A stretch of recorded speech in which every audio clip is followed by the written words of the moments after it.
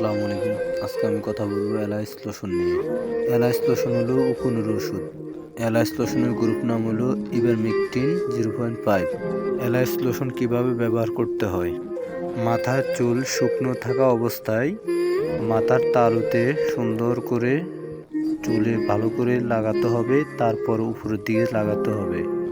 তারপর 10 মিনিট মাথায় রেখে তারপরে ধুয়ে ফেলতে হবে।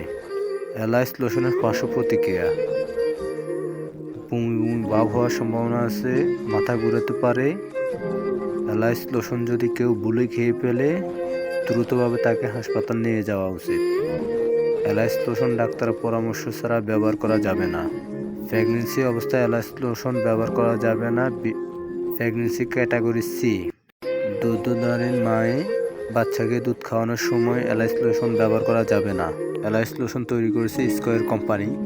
অ্যালাইস লোশনের দাম হলো 130 টাকা। ডক্টর বাড়ি চ্যানেলটি সাবস্ক্রাইব করে দিবেন প্লিজ।